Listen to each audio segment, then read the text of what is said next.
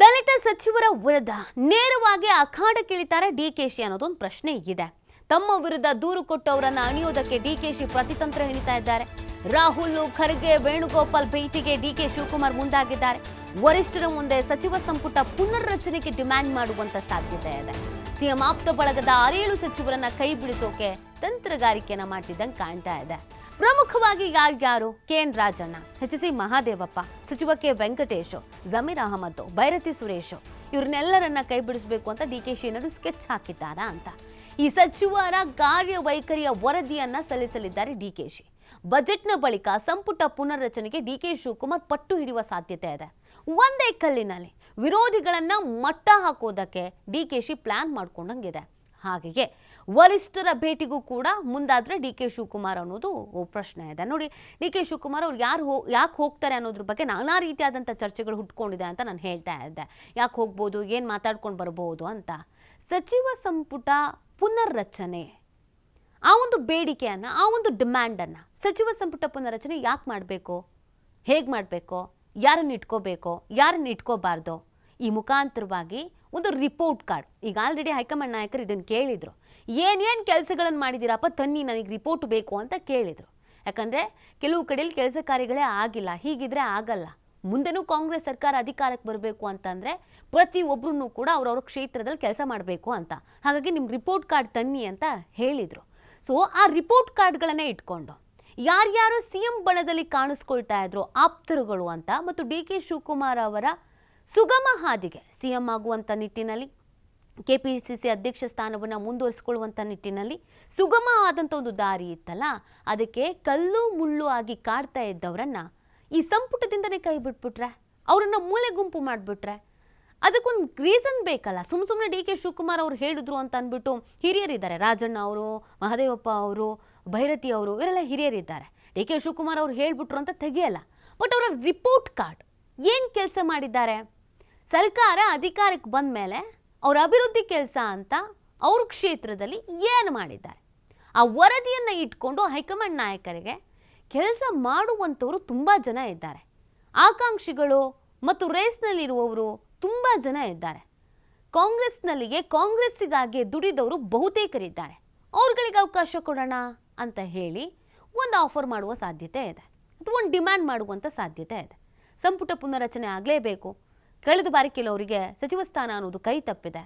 ಈ ಕೆಲಸ ಮಾಡ್ತಿರೋರು ಯಾಕೋ ಸರಿಯಾಗಿ ಕೆಲಸ ಮಾಡ್ತಾ ಇಲ್ಲ, ಈ ಥರದೊಂದು ಬೇಡಿಕೆಯನ್ನು ಇಡುವಂಥ ಸಾಧ್ಯತೆ ಇದೆ. ಈ ಬಗ್ಗೆ ಮತ್ತಷ್ಟು ವಿಶ್ಲೇಷಣೆಯನ್ನು ಮಾಡ್ತಾರೆ ನಮ್ಮ ಪ್ರತಿನಿಧಿ ಶಿವು. ಡಿ ಕೆ ಶಿವಕುಮಾರ್ ಅವರು ಅಥವಾ ಕಾಂಗ್ರೆಸ್ನ ಯಾವುದೇ ನಾಯಕರು ಹೈಕಮಾಂಡ್ ನಾಯಕರನ್ನು ಭೇಟಿ ಆಗ್ತಾರೆ ಅಂತ ಅಂದರೆ, ಈ ಕ್ಷಣದಲ್ಲಿ ನಾವು ಯೋಚನೆ ಮಾಡೋದಾದರೆ ಒಂದು ಡಿಮ್ಯಾಂಡ್ ಇಟ್ಕೊಂಡು ಅಥವಾ ಯಾವುದೋ ಒಂದು ವಿಚಾರವನ್ನು ತಲುಪಿಸೋದಕ್ಕೆ ಅಂತಲೇ ಹೈಕಮಾಂಡ್ ನಾಯಕರನ್ನ ಭೇಟಿ ಆಗ್ತಿದ್ದಾರೆ ಅನ್ನೋದಂತೂ ಕನ್ಫರ್ಮ್ ಆಗಿ ಗೊತ್ತಾಗತ್ತೆ. ಈಗ ಡಿ ಕೆ ಶಿವಕುಮಾರ್ ಅವರು ಹೋಗ್ತಾ ಇರೋದ್ರಿಂದ ವಿರೋಧಿ ಬಣದಲ್ಲಿ ಕಾಣಿಸ್ಕೊಳ್ತಾ ಇರೋರಿಗೆ ಏನಾದರೂ ಟೆನ್ಷನ್ ಆಗ್ತಾ ಇದೆಯಾ ಅಂತ. ಸಂಪುಟ ಪುನರಚನೆಯ ವಿಚಾರ, ಈ ಐಡಿಯಾ ವರ್ಕೌಟ್ ಆಗಬಹುದಾ? ಡಿ ಕೆ ಶಿವಕುಮಾರ್ ಅವರ ತಂತ್ರ ಸ್ಟ್ರಾಟಜಿಗಳಿಗೆ ಏನೇನಿದೆ ಅಂತ ಶಿವು? ನೀತಿ ಕಳೆದ 3 ತಿಂಗಳ ಹಿಂದೆಯೇ ಸಂಪುಟ ಪುನರ್ರಚನೆಯನ್ನ ಮಾಡಬೇಕು, ಕೆಲವರನ್ನ ಕೈ ಬಿಟ್ಟು ಹೊಸಬರಿಗೆ ಅವಕಾಶವನ್ನ ಮಾಡಿಕೊಡ್ಬೇಕು ಅನ್ನುವಂತ ಚರ್ಚೆಗಳು ಶುರುವಾಗಿತ್ತು. ಹೈಕಮಾಂಡ್ ಕೂಡ ಅದರ ಬಗ್ಗೆ ಗಂಭೀರವಾಗಿ ಯೋಚನೆಯನ್ನ ಮಾಡಿತ್ತು. ಆದ್ರೆ ಈ ಸಂದರ್ಭದಲ್ಲಿ ಸಂಪುಟ ಪುನರ್ರಚನೆಗೆ ಕೈ ಹಾಕಿದ್ರೆ ಪಕ್ಷಕ್ಕೆ ದೊಡ್ಡ ಮಟ್ಟದ ಹಿನ್ನಡೆಯಾಗತ್ತೆ. ಹಾಗಾಗಿ ಯಾವುದೇ ಬದಲಾವಣೆ ಮಾಡೋದು ಬೇಡ ಅನ್ನುವಂತ ಮುಖ್ಯಮಂತ್ರಿಗಳ ಮನವಿಯ ಹಿನ್ನೆಲೆಯಲ್ಲಿ ಹೈಕಮಾಂಡ್ ಕೂಡ ಸೈಲೆಂಟ್ ಆಗಿತ್ತು. ಆದ್ರೆ ಪ್ರಸಕ್ತ ಸನ್ನಿವೇಶದಲ್ಲಿ ಈಗ ಹಿರಿಯ ಸಚಿವರು ಡಿ ಕೆ ಶಿವಕುಮಾರ್ ಅವರನ್ನ ಟಾರ್ಗೆಟ್ ಮಾಡಿ ಅವರನ್ನ ಕೆಪಿಸಿಸಿ ಅಧ್ಯಕ್ಷ ಸ್ಥಾನದಿಂದ ಕೆಳಗಿಳಿಸಬೇಕು ಅನ್ನುವಂತ ನಿಟ್ಟಿನಲ್ಲಿ ಪ್ರಯತ್ನಗಳನ್ನ ಮುಂದುವರಿಸಿದ್ದಾರೆ. ಈಗಾಗಲೇ ಸತೀಶ್ ಜಾರಕಿಹೊಳಿ, ರಾಜಣ್ಣ, ಪರಮೇಶ್ವರ್ ಎಲ್ಲರೂ ಕೂಡ ಹೈಕಮಾಂಡ್ ಭೇಟಿಯನ್ನ ಮಾಡಿ ಅವರಿಗೆ ಸಂಪೂರ್ಣವಾದಂತ ಒಂದು ವಿವರಣೆಯನ್ನ ಕೊಟ್ಟು ಬಂದಿದ್ದಾರೆ. ಅದಾದ ಬಳಿಕ ಈಗ ಡಿ ಕೆ ಶಿವಕುಮಾರ್ ಕೂಡ ಇವತ್ತಿನಿಂದ 4 ದಿನಗಳ ಕಾಲ ದುಬೈ ಪ್ರವಾಸವನ್ನ ಮಾಡ್ತಾ ಇದ್ದಾರೆ. ದುಬೈ ಪ್ರವಾಸದಿಂದ ವಾಪಸ್ ಆದ ನಂತರ 25-26ರಂದು ಅವರು ದೆಹಲಿಗೆ ತೆರಳ್ತಾ ಇದ್ದಾರೆ ಅನ್ನುವಂತ ಮಾಹಿತಿಗಳಿದೆ. ದೆಹಲಿಗೆ ತೆರಳಿ ಹೈಕಮಾಂಡ್ ನಾಯಕರನ್ನ ಭೇಟಿ ಮಾಡಲಿದ್ದಾರೆ ಅನ್ನುವಂತ ಮಾಹಿತಿಗಳಿದೆ. ಹಾಗಾಗಿ ಹೈಕಮಾಂಡ್ ಅನ್ನ ಸಹಜವಾಗಿ ಒಬ್ಬ ಅಧ್ಯಕ್ಷರು ಭೇಟಿ ಮಾಡ್ತಾರೆ ಅಂದ್ರೆ ಸಾಕಷ್ಟು ಕಾರಣಗಳಿರುತ್ತೆ. ಆ ಕಾರಣಗಳಲ್ಲಿ ಪಕ್ಷದಲ್ಲಿ ನಡೀತಾ ಇರುವಂತಹ ಆಂತರಿಕ ವಿಚಾರಗಳಿರಬಹುದು, ಭಿನ್ನಾಭಿಪ್ರಾಯಗಳಿರ್ಬಹುದು, ಜೊತೆಗೆ ಸರ್ಕಾರದ ವಿಚಾರದಲ್ಲೂ ಕೂಡ ಯಾವ ರೀತಿಯಾಗಿ ಕರ್ನಾಟಕದಲ್ಲಿ ಸರ್ಕಾರ ನಡೀತಾ ಇದೆ, ಸರ್ಕಾರದಲ್ಲಿ ಇರ್ತಕ್ಕಂತ ಸಮಸ್ಯೆಗಳೇನು, ಮತ್ತೆ ಅದನ್ನ ಯಾವ ರೀತಿಯಾಗಿ ನಾವು ಸರಿಪಡಿಸ್ಕೊಂಡು ಹೋಗ್ಬೇಕು ಈ ನಿಟ್ಟಿನಲ್ಲಿ ಕೆಲವು ವಿವರಣೆಗಳನ್ನ ಹೈಕಮಾಂಡ್ ಮಟ್ಟಕ್ಕೆ ಮುಟ್ಟಿಸಲಿದ್ದಾರೆ. ಇದೇ ಸಂದರ್ಭದಲ್ಲಿ ಒಂದು ಕಡೆ ಸಂಪುಟ ಪುನಾರಚನೆಗೆ ಒತ್ತಡವನ್ನ ಹಾಕುವಂತ ಸಾಧ್ಯತೆಗಳಿದೆ ಅನ್ನುವಂತ ಮಾಹಿತಿಗಳು ಕೂಡ ಬರ್ತಾ ಇದೆ. ಕಾರಣ ಸಂಪುಟ ಪುನಾರಚನೆಯನ್ನ ಮಾಡಿದ್ದೆ ಆದ್ರೆ 6-7 ಸಚಿವರನ್ನ ಹಿರಿಯ ಸಚಿವರನ್ನ ಕೈಬಿಟ್ಟು ಅವರ ಜಾಗಕ್ಕೆ ಹೊಸಬರಿಗೆ ಅವಕಾಶವನ್ನ ಮಾಡ್ಕೊಡ್ಬೇಕು ಅನ್ನುವಂಥದ್ದು ಡಿ ಕೆ ಶಿವಕುಮಾರ್ ಅವರ ಪ್ಲಾನ್.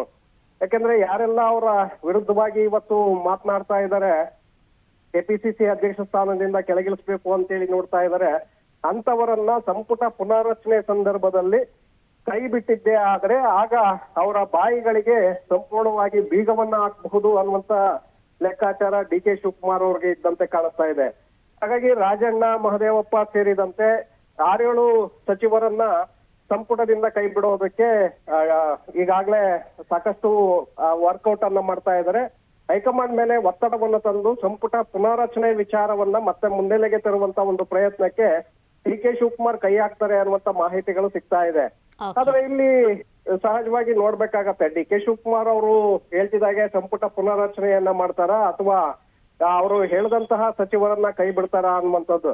ಯಾಕೆಂದ್ರೆ ಯಾರೆಲ್ಲ ಕೈ ಬಿಡಬೇಕು ಅಂತೇಳಿ ಡಿ ಕೆ ಶಿವಕುಮಾರ್ ಯೋಚನೆಯನ್ನ ಮಾಡ್ತಾ ಇದ್ದಾರೆ, ಅವರೆಲ್ಲರೂ ಕೂಡ ಸಿದ್ದರಾಮಯ್ಯನವರ ಪರಮಾಪ್ತ ವಲಯದಲ್ಲಿ ಗುರುತಿಸ್ಕೊಂಡಂತವ್ರು, ಬಹಳ ಸ್ಟ್ರಾಂಗ್ ಆಗಿರುವಂತವ್ರು.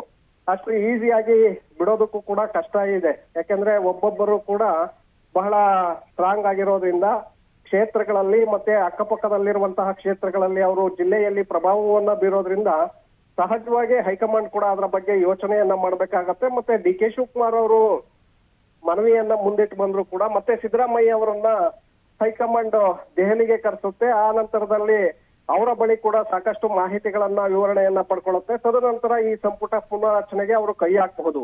ಇಲ್ಲಿ ಡಿ ಕೆ ಶಿವಕುಮಾರ್ ಎಷ್ಟು ಪ್ರಭಾವಿಯಾಗಿರ್ತಾರೋ ಅಷ್ಟೇ ಸಿದ್ದರಾಮಯ್ಯನವರು ಕೂಡ ಪ್ರಭಾವ ಇದೆ. ಹಾಗಾಗಿ ತಮ್ಮ ಪರವಾಗಿರುವಂತಹ ಸಚಿವರನ್ನ ಯಾವುದೇ ಕಾರಣಕ್ಕೂ ಕೂಡ ಸಂಪುಟದಿಂದ ಕೈ ಬಿಡೋದಕ್ಕೆ ಅವರು ಕೂಡ ಇಷ್ಟಪಡೋದು